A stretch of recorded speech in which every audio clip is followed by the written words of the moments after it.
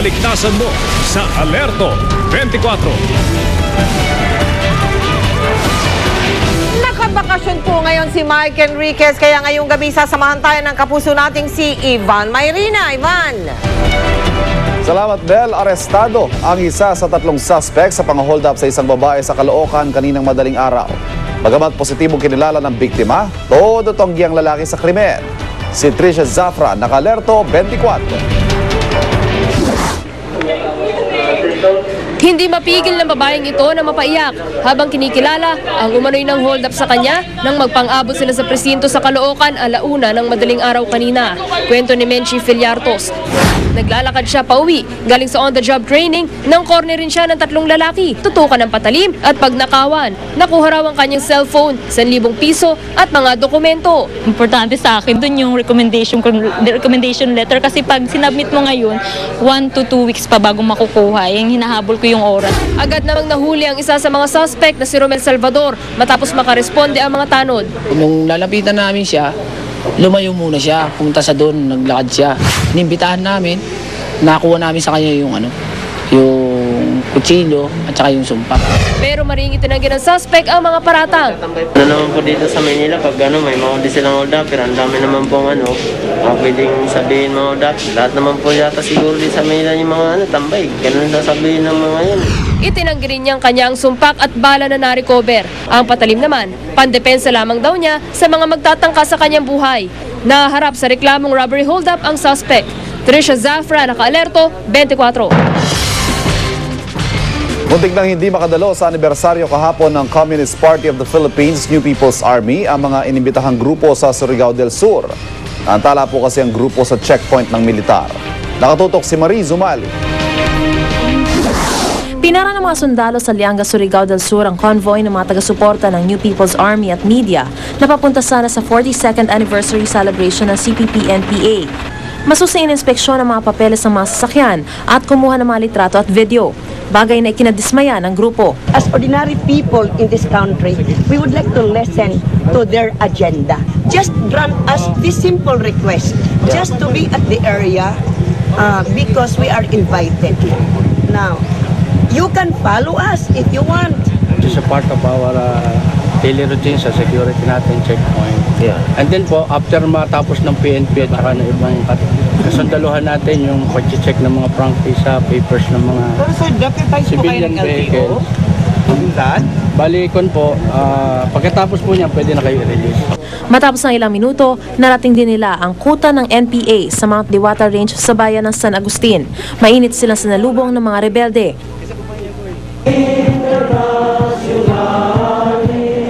Doon inabutan nila ang isang programa.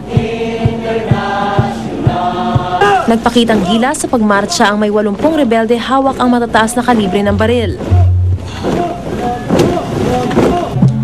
Nagtanghal din ang cultural presentation ng mga bisita.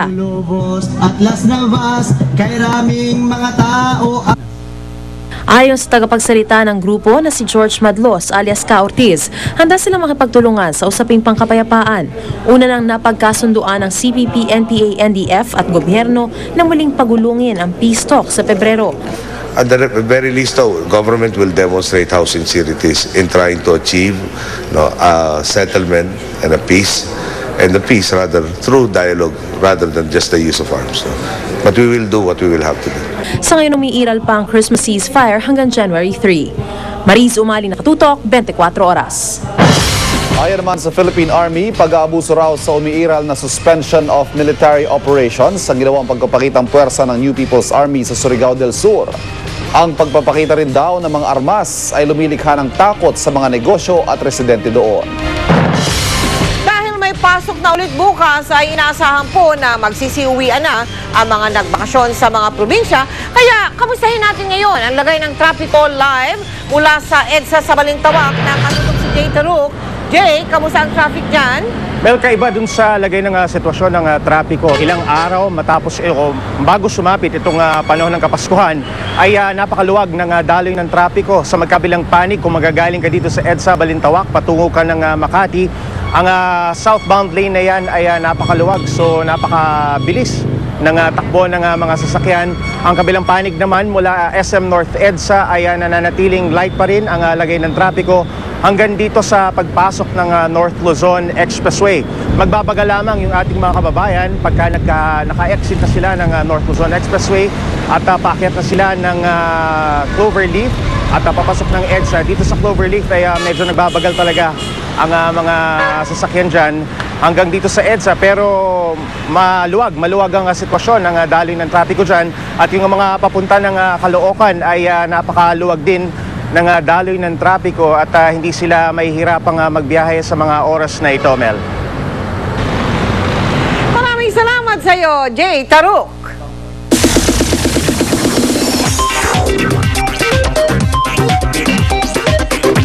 Ang Chika Minute, ihahatid sa atin ngayong gabi ni Grace Lee. Grace! Hey there mga kapuso, ito na ang mga buena manong chika for today. Si Agiba at si Ente Cabisote nangunguna sa takilya sa mga pelikulang kalahok sa Metro Manila Film Festival.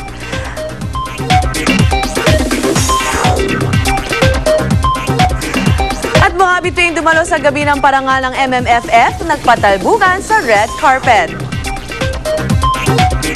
Ang mga yan at iba pang chika, ihahatid ko sa inyo maya-maya lang. Tita Mel? Salamat, Grace. Hindi lang po sa Bukawi, kundi pati sa Metro Manila, buhay na buhay ang bentahan ng mga paputok at pailaw. Ngayong papalapit na ang bagong taon, nakatutok si June Veneracion. Mula Divisoria hanggang Quezon City, nagsusulputan ng parang kabuti ang mga tindahan ng paputok at pailaw. Sa White Plains Avenue sa lungsod Quezon, mabilisan ang itinatayo ang mga tindahan. Ito raw ang alternatibo sa Bukawi, Bulacan. Mahal ng toll gate, gasolina, pagod pa nila. Compute mo lahat yun ay expense mo papunta pa lang, bibili ka pa ng paputok. Dito malapit na. Pero hindi tulad sa Bukawi na kailangang may mga drum ng tubig sa bawat tindahan. Dito mga fire extinguisher ang kanilang panangga sakaling magka-aksidente. Hindi rin marahil nalalayo ang kanilang kitaan. Ang ilan sa mga nagnenegosyo rito mula pa sa malalayong lugar. Taga Cainta Rizal si Washington lagan doon, pero dito pa niya piniling magtinda. Hindi naman siguro kayo tatagal ng 20 years kung hindi maganda kita. Maganda naman ang kita. Oo, konting sakripisyo, mainit, ganun talaga. Kaya naman ang lahat ng nagnenegosyo, nagsipagbakasyon muna sa kanilang trabaho para tutukan ang bentahan ng paputok at pailaw. Gaya na lang ni Winston Maisog na nag-leave muna sa kanyang trabaho bilang call center agent hanggang magpalit ang taon. Paano ba naman, easy money ang usapan. Halos wala raw kasing inilabas na puhunan dahil consignment ang kasunduan. Less than an hour pa lang ako nakakapag-set up. 3 na yung nagtatanong interested, kaso set up ko lang kasi wala sa akin yung price list. So, di ko sila nabentahan pa. Sa lungsod ng Marikina, malaya pang nakakapagpaputok sa lansangan. Pero pagdating ng bispiras ng bagong taon, bawal na raw magpaputok kung saan-saan.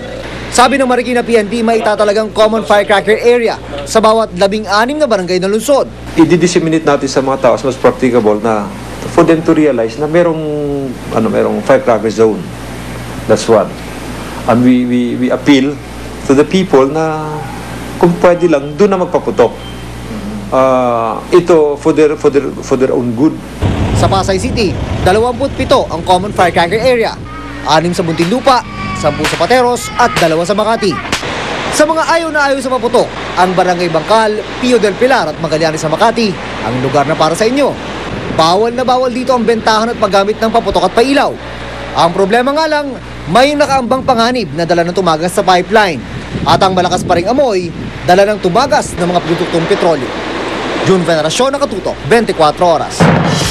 Todo bantay rin ng mga otoridad laban sa mga nagbebenta ng mga pinagbabawal na paputok na taon-taon na lang merong nabibiktima. Pero sadya pong may matitigas ang ulo, nagbebenta pa rin. Nakatutok si Claire Delfin. Hindi lang mga kawatan, kundi mga ipinagbabawal na paputok ang binabantayan ng mga pulis ngayon sa Divisoria. Panawagan pa nila sa taong bayan. Maaari, wag na lang. Diba, mas maganda pa rin yung gamitin na lang nila, gumamit sila ng mga kaldero o kaya torotot. yun, mas safe pa yun. Pero dito sa sulok ng Divisoria, may mga nakaligtas sa mga pulis. Mga super lolo at plapla nasa listahan ng mga bawal, pero huli naming ibinebenta rito. Meron ding pikulo, ang tinaguriang small but terrible na paputok dahil pangunahin sa mga nakadisgrasya ng mga nakaraang bagong taon. Ma'am, narinig ko po kanina, sabi ninyo naghahanap kayo ng pikulo. Bakit po kayo naghahanap ng pikulo? Pinagbabawal po yun. Alam mo po ba? Hindi po. Hindi niyo po alam. Bakit niyo po pa rin po hinahanap yun? Kasi babenta ho eh. Hindi ko po alam, ma'am eh. Pabenta lang po yan. Sa talaan ngayong pagsalubong sa bagong taon, pikulo ang sanhi ng kauna-unang firecracker-related death. Sa Malolos, Bulacan, pinaniniwala ang kumain si Evelyn Faustino ng 64 na stick ng pikulo. Deadly ang pikulo dahil may halo itong nakalalasong yellow phosphorus, ang sangkap ng watusi na notorious ding sanhi ng pagkalason, lalo na sa mga bata tuwing magbabagong taon. Pumunta sila sa bahay kasi nakita nila nakakalit yung pikulo. Tsaka yung watusi. May watusi pa? Watusi. Okay. Di lang ospital? Di na lang ospital, sumuka na sumuka. Agad daw dinala sa ospital ang biktima pero di nagtagal ay binawian na rin ng buhay. Ayon sa Department of Health, meron pang 2 report ng piccolo poisoning. Isang dalaga ang aksidente raw na nakainom ng tubig na may halong piccolo powder. Isa namang 4 na taong gulang na lalaki sa Nueva Ecija ang kumain din ng 2 stick ng piccolo. Claire Delfin, Nakatutok, 24 Oras. At bago tayo magpaalam sa 2010, sasariwain natin dito sa 24 Oras ang taong nagdaan. Inumpisahan na namin yan sa aming Twitter account kahapon at base po sa mga boto ng ating News Scoopers, narito ang top 10 sa 2010 ng mga Pinoy personalities. Tay mula sa ika-6 hanggang ika-10 pwesto ang kapuso reporter na si Cara David, ang team manager ng Azcals na si Dan Palami, ang international singer na si Lea Salonga, dating Defense Secretary at Presidential Candidate Gibo Chodoro, at ang pinalayang si Hubert Webb. Nasa ika-5 pwesto naman si Miss Universe 4th runner-up Venus Ra. Pang-4 si Pangulong Noynoy Aquino. Pangatlo ang Philippine football team na Azcals. Pangalawa si pambansang kamao Manny Pacquiao. At nanguna si Charis na may 4 sa bawat 10 boto. Tumatak daw kay Res Hana si Charis dahil sa talento ipinakita niya sa buong mundo. Si Pacquiao naman ang boto ni Beth Q. Cho dahil sa karangalang hatid niya sa bansa. Azcals naman si Fritz Rinaldi, MD, dahil ipinakita nilang kaya ng Pinoy na maglaro ng football. Pwede pa kayong sumali sa diskusyon para naman sa 10 pinakamagagandang lugar sa Pilipinas. Hindi kailangan sikat, basta't napuntahan nyo ngayong taon. Mag-reply lang sa www.twitter.com/GMA News gamit ang hashtag na Top 10 sa 2010.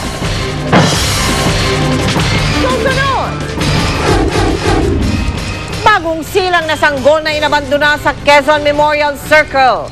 Tinamaan ng pneumonia. Masiswerte umanong kulay sa 2011 at iba pang lucky charms. Alamin kung ano-ano. Pitakang may lamang mahigit 11,000 piso. Isinauli ng taxi driver sa nakaiwang pasahero. At ilang pasyalan sa kamay nila jam-packed sa huling araw ng long weekend. Tutok na dito sa 24 Oras.